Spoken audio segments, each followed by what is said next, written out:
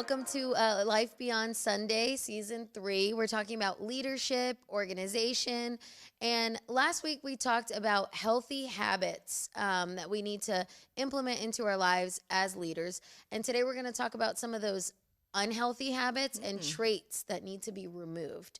And so this is going to be fun. Yes. So we, sometimes we have things in our life that we don't even evaluate as being unhealthy, right? And we're leading and we have these feelings and we're like, or these habits that we have and we're like, we don't even realize that these need to be removed. And so today, if we were talking to somebody who's in a leadership role, what are things that we would say, hey, this attitude or this trait or this habit, you might not see it as bad, but it needs to be taken out. So I can start with an example. I don't think we. Okay, go ahead. You don't need an example? I think those are, there's lots of those that are so easy go ahead. to go off of. I mean, the first one that I think of right off the top of my head is the person that always is the pessimist. I was going to say negativity. Yeah, negativity. Okay. That's what I was going to say is my number one. I just think that when you have a we can't attitude, you just limit yourself and everyone around you. And I think that that's such a difficult thing to overcome when it comes to leadership, because you're never building people up. You're always tearing them down when you say, no, we can't, or we're not able to. One of the things that I've loved about our church staff culture is we have we can do that attitude. Like, it might be that we are not able to do something else. Like, this might be the cost of us doing that, but it's never, we can't do that. It's, we can do that, but we might not be able to do this then. But I think having that option gives you possibilities. But when you automatically start with negativity or we can't, or you have that bad attitude, it just brings everything and everyone around you down. I think it's also how you talk about other people. Yeah. Because I think we can get into a negative mindset and a negative narrative on a lot of those things and find fault with everything or everyone. And I think it's easy to talk about people, and we should be talking to people. That's good. Yeah. It's easy to talk negatively about people, but it's a little bit more difficult to do that to people's face. And so I think if there's any way that you can kind of back yourself off of talking about people and then just start talking to people and like resolving the issues or the tensions or the frustrations that you have in your heart, can lead to, a much healthier leadership environment. And I think a lot of times we get into this, like, I've been on this kick of like, clear is kind, right? And I think a lot of times we don't want to just address the problem or the issue or the tension. And so we end up having these side conversations, and this negative culture and this negative mindset begins to build because we weren't willing to be clear with people on the front end about the tension or the frustration. And that can actually lead to something that's healthy and positive. That's good. On the flip side. And one of the things that I actually talked about in our CLA is I do an entire session on attitude and the power. It's probably been their favorite thing that I've taught on. It's just like how attitude makes such a big difference. And it's 100% a choice. Yep.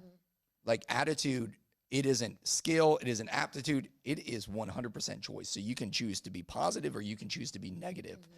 It is choice. And I mean, for us, it's like, if you have a negative attitude, like, you won't be on team very long. And this is something that I sometimes struggle with, because like we'll roll in an organizational role, we'll roll something out, and it's not that people are negative about it necessarily, so they come up with a request, right? And I have to set in some realism, right? Because there's like in an organization or in a church, there's like a budget. Yes. There is there are time constraints. There are volunteer constraints. How do you do that without being like negative about it to whoever's coming up? Like, they're like, hey, I had this great idea. And in your mind, like, man, we don't have the money to do that. We don't have the time to do that. That's just not in the, so how do you but you don't want to crush that person's, first of all, their initiative to come to you and bring that up, but also like you don't want to crush them because maybe that's not something we can do now, but it's something we can do, So how do you balance like negativity or with realism type of thing?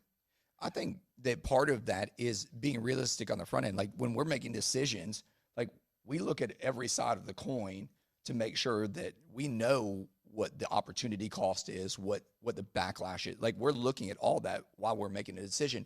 And sometimes that might be like, that's not a bad idea. That's just not a not now idea. Mm-hmm. So that doesn't mean that that was bad, because I don't actually think that there are bad ideas.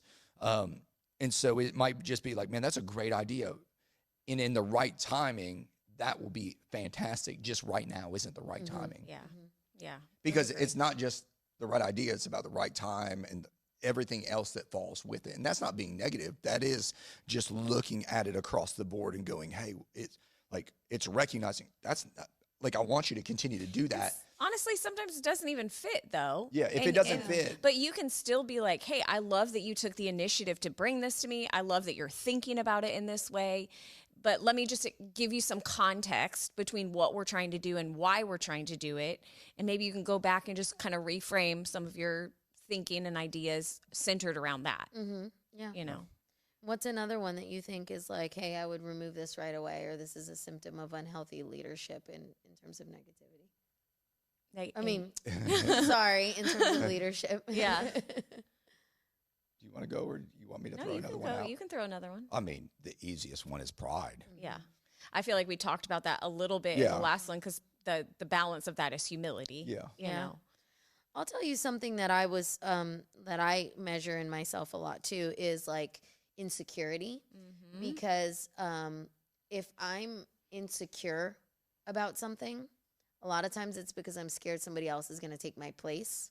And I think that if I'm leading from that place, then I'm not leading from the right place, right? Because if I need to, so let's say somebody comes in and they have a gift that's similar to mine. Yeah. And now it creates insecurity.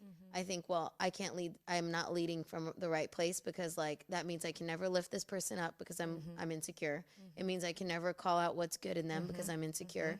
And so I don't know if that's the same as pride. Maybe it is. It's the a form. root of- It's a form of pride. Yeah. So how do you overcome that in yourself? Oh, I shouldn't. I give suggestions because then she asks me questions, and I am the interviewer here.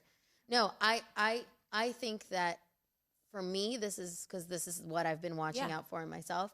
I think I just remind myself that like my job is to still, even if that person is better than me, my job is to still to call that out. And then again, it's a faith aspect, right? God will place me where I need to be placed. And I need to be movable, rotatable. Because if this is where he wants me now, but this isn't where he wants me later. Why are you laughing, TJ? I didn't. Charlotte Gamble. Exactly. DJ. Yeah. That's exactly it. That's Yeah. exactly that changed my attitude actually. Yeah. So for people who don't know, Charlotte Gamble came like maybe a year ago, and she mentioned something about like a tire, and you need to be able to like rotate the tires. That's healthy. And if That's you healthy. can't rotate the tires, then she said it's mission Mission over position. And so I think that was something that was really used in my The other heart. thing I would say in that, Kelly, is great leaders want people below them to rise above them. Mm-hmm. So, like, to me, my greatest leadership day is going to be when I pass this off to the next generation. Hopefully they take it way further than I can ever go. Like, I can't wait for that day to come, because, I feel like you're a great leader when people are surpassing you, and you're a part of the process of helping to elevate them. And unfortunately, most leaders don't have the security in themselves to go, hey, they're better than me. Yeah. Like, and I'm not saying this because she's my wife, but my wife is a way better organizational leader than I am. And I realized that a long time ago. And I'm like, hey, you run this part. I'm great at the vision part.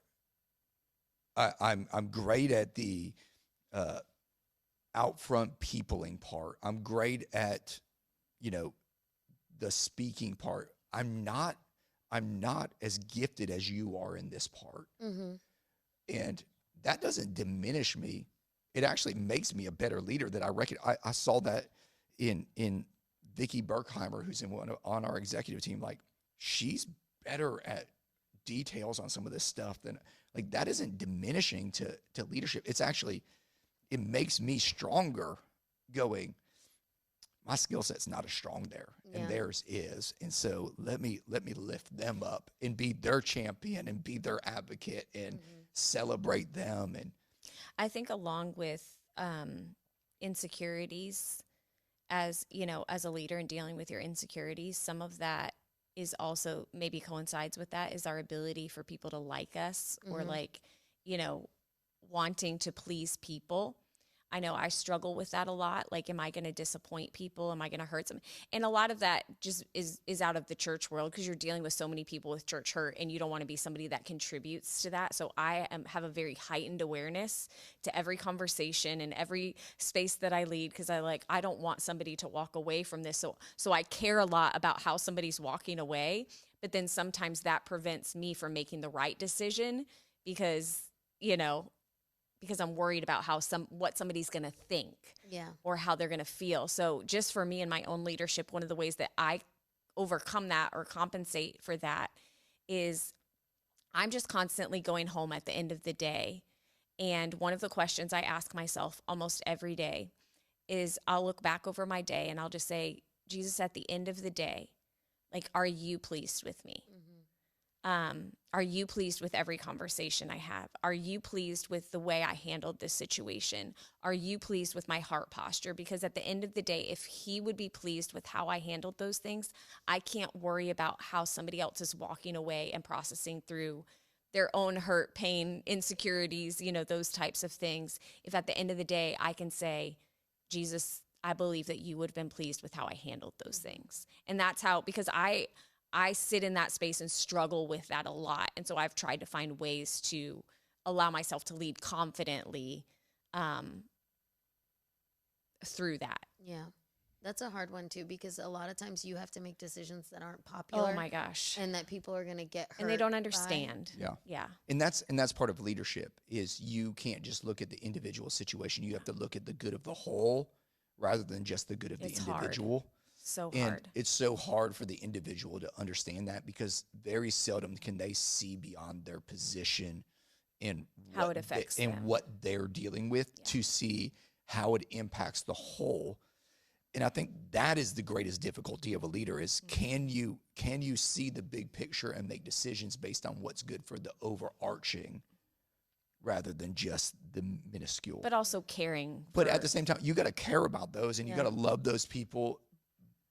But you're not always going to be able to explain your decisions, and that's the difficult thing. Because that's why you have to walk away and go, "Okay, Jesus, are you honored today? Was I obedient to what you wanted to do over what maybe would have made somebody else feel good?" Yeah, and one of the questions I think also that's good to ask is like, remember your why, and if you're included in your why, then maybe you're not making the best decision, right? So like when you're measuring like you know, you're worried about what other people think. Remind yourself, like, why am I making this decision, right? I think that's a good question for you to ask. Jesus, are you pleased? And remind yourself of like why you chose that route to be like, okay, I'm not. It's not because of me, right? It's because of X, Y, Z. Well, and I think no matter what type of organization you're leading in, if you are a Christ follower, I think the question of Jesus, are you pleased with me, goes throughout any organization or anything that we're doing. Agreed. Yeah. Is there another trait? So we talked about negativity, pride, and insecurity, which falls under like likability. Is there something else that you guys are like, I would remove this or I would use this as a measure of like? I mean, I automatically think about people who are dishonoring. You know, to people around them, above them, below them. One of my favorite things to do when we're hiring somebody is go out to lunch with somebody or dinner and just see how they treat people. Because how you treat somebody that's below you tells me a lot about you. Like, do you acknowledge them? Do you look look them in the eye? Do you remember their name? Do you do those things as you walk throughout this? Are they just random people, or did you really engage and care? And those are important things to me, because like every person is made in the image of God. That's right. And so every person is deserving of honor. I actually had a friend years ago. This isn't on the topic of leadership, but it's something that is stuck with me forever. And I think it goes to this. Like, she was actually getting a divorce, and her husband had, done some crazy things. And she found herself talking, horribly about him. And she said, God just reminded me, like, that's my son too. Like, that's my child too. And I don't want you to talk about, my son that way, right or wrong. And I was like, man, that just goes to the same kind of thing. The way you treat people, that's a son, that's a daughter. Yeah. And it's, people that are dishonoring, they have the tendency to gossip. They have the tendency, their mouth is more rapid than their ears. Yeah. And so which just kind of tells me that they don't have a teachability to humility about them, to realize that, man. Well, you've said this before. You have 2 eyes, 2 ears, 1 mouth. Like, which one do you think you need to use more? That's I talk a lot. That's I know, particularly. Didn't we tell you that? No, I'm just. You didn't. No. Actually, the remember their name thing, it hits to me because I'm actually horrible with remembering people's names. But I also realize that it's because a lot of times I'm already formulating my next thought, and so I'm not even paying attention. And I think about the power of remembering a name. I was at a event here at church, and a girl came up to me, and she was like, "Oh my gosh, I love the podcast." And I was like, "Oh, thank you so much for listening." Yeah. And I said, "Oh, well, I'm sorry, I don't know if we've introduced." And she introduced herself, and I'm gonna call her out. She said, "My name's Amanda." And I said, "Okay, Amanda." I was like, I have to say it 3 times because that's another thing. Right, I'm like, I right. have to say it 3 times so I can remember it. And she's like, "You'll probably forget, but it's fine." Yeah. And I saw her like 2 Sundays later, and I was like, "Amanda," and she's like, "You remembered," and like her face just lit up. And I think it's so important to like. And I'm bad at that, but I'm like trying to be very intentional about, because I think it is important, and it shows that person is has value, right? So I think that's a good one. One thing I do, and I think that this is a good, as a leader, a lot of people know you, but you don't necessarily know them. So every person that comes up for a conversation, I introduce myself. Like, they're like, "I know you." I was like, "Yeah, but I don't know you." Yeah. And I want to address you by name. Have you ever had the like, "We've met 3 times already"? Of course. Of course. I mean, Yes. and that's and I go, "Man, I apologize to them." And they understand. I tell them, "Man, I am so sorry. I wish I remembered The your bad name." part is when people walk up and they go, "Do you know me? Do you know my name?" I'm like, Yeah, don't do that. don't do that to us. Like, What do you do? You Stop look it. familiar. Just an FYI, there's like 6,000 people that rotate our church through our church every like 6 weeks. That's a lot of names to remember. We do our best, but we're not that good. I'm looking at you. We are not that good. We try really, really hard. Here's the interesting thing is I might not remember your name, but I'll remember about your kids. I'll remember about your job. Like, I remember the details of conversations because I do actually. Why don't you remember the details I tell you? Oh, that's not true. Oh, that was another season. It was relationships. relationships. We're not I going to forgot get into about that that. now. Now we're focusing on leadership. Because I do care. It's just that somebody else walked up right after you and they introduced, and now I'm getting names confused. Yeah. But I remember the details because I associate the details with things about you. So But you're out there. But I'm out and that's there. good. Yeah, no, I think that speaks volumes. The fact that you guys are out there. We've said that already. Every Sunday, you guys are there. In between Shepherds services. should smell like sheep. There you go. That's a hard one to say. Shepherds should smell, Like sheep. smell like sheep. Smell like Smell like sheep. sheep. Okay. All right. So, any other ones that you want? Any last crumb that you want I to think leave? we're probably before over we- time now.